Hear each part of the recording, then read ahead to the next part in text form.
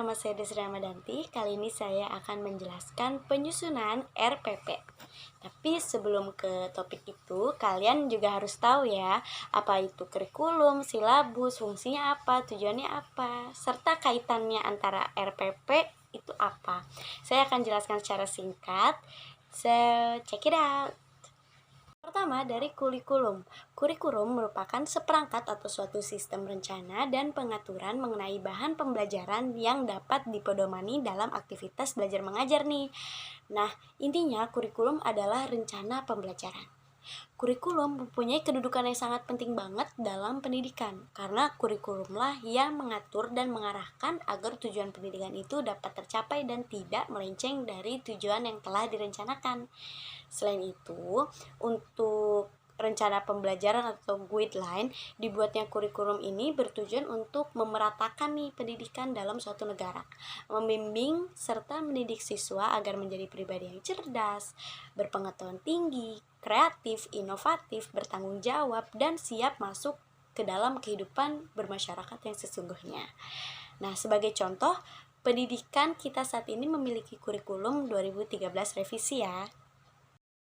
2. Silabus. Silabus adalah rencana pembelajaran pada suatu dan atau kelompok mata pelajaran atau tema tertentu yang mencakup standar kompetensi, kompetensi dasar, materi pokok atau pembelajaran, kegiatan pembelajaran, indikator pencapaian kompetensi untuk penilaian, alokasi waktu, dan sumber belajar. Nah, manfaat silabus itu sebagai pedoman dalam mengembangkan pembelajaran lebih lanjut nih, seperti pembuatan rencana pembelajaran, pengelolaan kegiatan pembelajaran, dan sistem pengembangan penilaian. Nah, silabus merupakan sumber pokok dalam penyusunan rencana pembelajaran, baik rencana pembelajaran untuk satu SK maupun satu KD. Silabus juga bermanfaat sebagai pedoman untuk perencanaan pengelolaan kegiatan pembelajaran seperti apa nih? Misalnya, kegiatan belajar secara klasikal, kelompok kecil, atau pembelajaran secara individual. Nomor 3, rencana pelaksanaan pembelajaran atau lesson plan sesuai dengan Permendiknas nomor 41 tahun 2007 tentang standar proses. Dijelaskan bahwa RPP dijabarkan dari silabus. Jadi RPP itu dijabarkan dari silabus untuk mengarahkan kegiatan belajar peserta didik dalam upaya mencapai KD. Setiap guru pada satuan pendidikan berkewajiban menyusun RPP secara lengkap dan sistematis agar pembelajaran berlangsung secara interaktif, inspiratif, menyenangkan, menantang atau memotivasi peserta didik untuk berpartisipasi aktif, serta memberikan ruang yang cukup bagi peserta didik dalam berkreativitas dan kemandirian sesuai dengan bakat, minat, dan perkembangan fisik serta psikologis peserta didik. So, the point is, RPP itu rincian dari silabus. Dimana kalau misalkan kita jabarkan dari awal ya, dari kurikulum melahirkan silabus, silabus melahirkan RPP. Dimana intinya kurikulum itu berisi sistem untuk mencapai visi utama atau tujuan pendidikan. Nah, dia itu tidak terfokus pada satu mata pelajaran dan bersifat umum dan nasional. Yang kedua, itu silabus, dimana dia berisi perencanaan dalam satu semester dan hanya berupa rencana kasar aja, enggak sespesifik kayak RPP. Nah, baru di RPP dijelaskan tentang rencana dalam satu kompetisi dasar atau KD dalam satu atau beberapa pertemuan. Nah, di dalam RPP ini tuh lengkap dengan langkah-langkah mulai dari kegiatan awal, intinya, penutup, beserta dengan semua instrumen yang digunakan. Seperti media apa yang digunakan, sumber belajar apa, indikator penilaiannya dari mana, sistem penilaiannya seperti apa, dan lain sebagainya. Jadi itu ya. Oke, sekarang kita masuk ke topik pembahasan yang ingin saya bahas, di mana saya akan membahas penyusunan RPP. Jadi, di dalam penyusunan RPP ini saya akan membahas 4, di mana satu prinsip penyusunan RPP, yang kedua langkah-langkah penyusunan RPP, yang ketiga format, dan yang keempat contoh RPP. Yang pertama, prinsip penyusunan RPP. Jadi saat kita ingin menyusun RPP, kita harus menerapkan prinsip-prinsip dalam penyusunan RPP ini. Pertama, memperhatikan perbedaan individu peserta didik. Kita juga harus mendorong partisipasi aktif peserta didik. Yang kedua, proses pembelajaran. Proses pembelajaran dirancang dengan berpusat pada peserta didik untuk mendorong motivasi, minat, kreativitas, inisiatif, inspirasi, kemandirian, dan semangat belajar peserta didik. Yang ketiga, memberikan umpan balik dan tindak lanjut. Jadi RPP ini memuat rancangan program pemberian umpan balik positif, penguatan, pengayaan, dan remedi atau remedial. Yang keempat, keterkaitan dan keterpaduan. Nah, RPP disusun dengan memperhatikan keterkaitan dan keterpaduan antara SK, KD, materi pembelajaran, kegiatan pembelajaran, indikator pencapaian, kompetensi, penilaian, dan sumber belajar dalam satu keutuhan pengalaman belajar. Jadi RPP disusun dengan mengakomodasikan pembelajaran tematik, keterpaduan lintas mata pelajaran, lintas aspek belajar, dan keragaman budaya.